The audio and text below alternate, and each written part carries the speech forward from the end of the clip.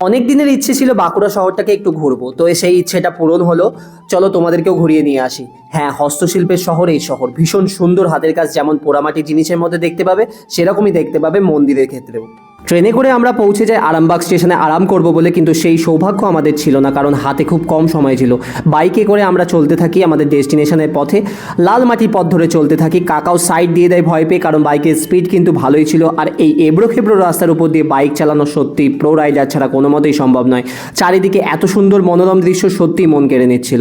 দুপুরবেলা বিশ্রামের পর বিকেলে আমরা বেরিয়ে পড়ি মন্দির দর্শনে। আহা, কি অপরূপ সৌন্দর্য ছিল মন্দিরগুলো, সত্যি চোখ জুড়িয়ে যায়। বর বউকে নিয়ে সকলে এত বিজি হয়ে পড়েছিল যে আমার দিকে কারো ভ্রুক্ষেপই ছিল না। আমার ছবি তুলে দেওয়ার লোকই পাচ্ছিলাম না। অবশেষে আমি একজনকে পাই যে আমার মনের মতন কিছু ছবি তুলে দিয়েছিল। যাই হোক, বরমশাই এত ব্যস্ত ছিল, বেশি সময় তো ওনাকে পাইনি। যেটুকু সময় পেয়েছি ওনার সাথে কিছু ছবি তুলে ফটাফট বেরিয়ে পড়ি আমরা বাড়ির উদ্দেশ্যে, কারণ রিসেপশন খুব সামনেই ছিল, বেশি সময় হাতে ছিল না। রিসেপশন শুরু হয় সন্ধ্যাবেলা, ভীষণ সুন্দর একটা মুহূর্ত, দুজনকে তো অসাধারণ লাগছিল। আমার একটা নৃত্য পরিবেশন করার কথা ছিল, কিন্তু আমার কনফিডেন্স না থাকায়, লোকসম্মুখে আমি লজ্জা পেয়ে যাওয়ায় আমি অঙ্কনে সীমাবদ্ধ থাকি।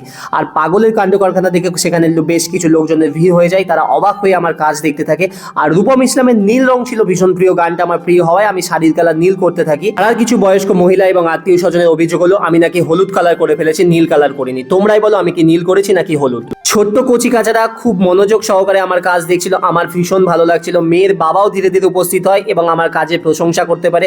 সত্যি সকলের এত ভালোবাসা পাবো আমি কখনো ভাবিনি। আমি সত্যি খুব আনন্দিত হয়েছিলাম সকলের এত ভালোবাসা পেয়ে, আমার সত্যি মন ভরে গেছিল সেদিন। আর এদিকে বউ পাগলা বর বউকে আবার সিঁদুর পরাবে বলে বায়না ধরতে থাকে, কিন্তু বউয়ের তো অলরেডি সিঁদুরদান পর্ব হয়ে গেছিল, তাই উপায় না থাকায় আমি বলি ছবিতেই সিঁদুর পরিয়ে দে রে বাবা। আর এদিকে রাত ভালোই হয়ে আসছিল আর বরের চোখে ঘুম আসতে থাকে, তাই ঘুম ভাঙানোর জন্য বউ কিছুটা জবরদস্তি করে বরকে নাচাতে থাকে। ভীষণ রকম ভালো কাটছিল দিনটা, কিন্তু মাঝরাতে হঠাৎ একটা কল আসায় আমাকে সকাল সকাল বেরিয়ে পড়তে হয় গ্রামটা অ্যাডভেঞ্চারের জন্য। আমি কিরকম একটা রহস্যময় গন্ধ পাচ্ছিলাম গ্রামটার মধ্যে, সবকিছু ঘটনা কেমন আমার মনকে যেন আলোড়িত করে তুলছিল।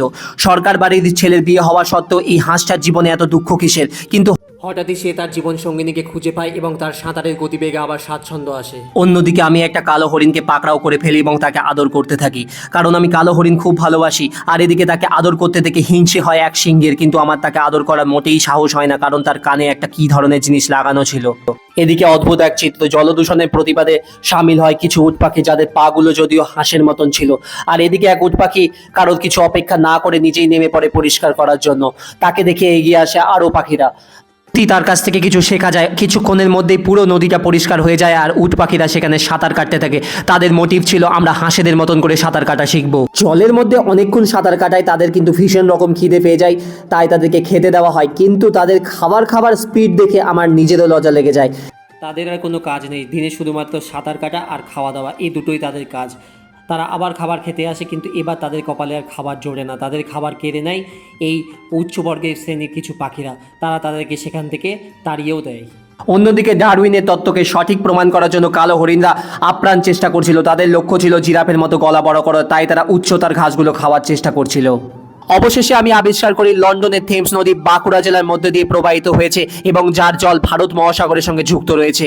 এইটা শোনার পর সরকার থেকে আমার জন্য পুরস্কার ঘোষণা করা হয়। সত্যি আশ্চর্যের বিষয়, বাঁকুড়া জেলার মাটিতে চাষ করা হয় পারমাণবিক বোমা, যা দেখতে হুবহু আমাদের রত্না আলুর মতন। অনেক হন্তদন্ত হয়ে খোঁজার পর আমি টারজান দ্য ওয়ান্ডার কারের মেকারকেও খুঁজে পাই।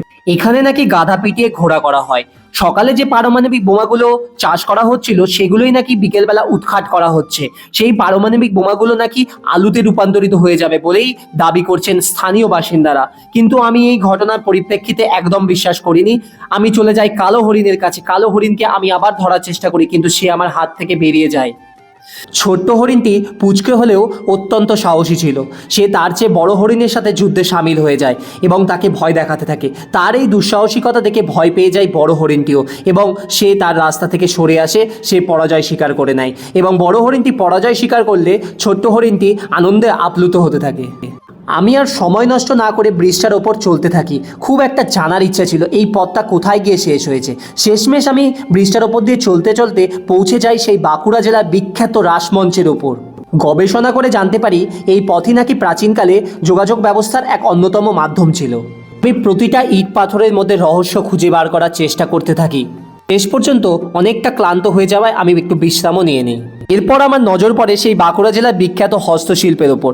এরই জন্য বাঁকুড়া জেলা বিখ্যাত পোড়ামাটির শিল্প। তো আমিও বেশ কিছু কালেকশন নিজের জন্যও নেই এবং বাড়ির জন্য নিয়ে আসি। হরিণের শিং থেকে শুরু করে শঙ্খের উপর কারুকার্য, আমার সত্যিই বাঁকুড়া জেলার এই যে হস্তশিল্পের কাজগুলো সত্যিই আমার মন কেড়ে নিয়েছে। এরপর আমি নতুন রহস্যের গন্ধে চলে যাই বাঁকুড়া জেলার অন্য একটি মন্দিরে। সেখানে গিয়েও আমি নানান ধরনের গবেষণা করতে থাকি। অবশেষে আমি পৌঁছে যাই সেই মিস্ট্রি প্লেসে। এখানে নাকি কেউ দুললে তার পার্শ্ববর্তী দোলনাটা অটোমেটিক দুলতে থাকে।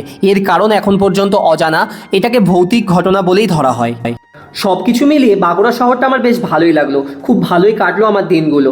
যাই হোক, তোমাদের সাথে শেয়ার করতে পেরে ভীষণ ভালো লাগলো। আর হ্যাঁ, এই যে মন্দিরটা দেখতে পাচ্ছ, দেখি কতজন এই মন্দিরের নামটা সঠিকভাবে বলতে পারো, তাদের জন্য অবশ্যই কিছু পুরস্কার থাকবে। থ্যাংক ইউ সো মাচ ভিডিওটা দেখার জন্য।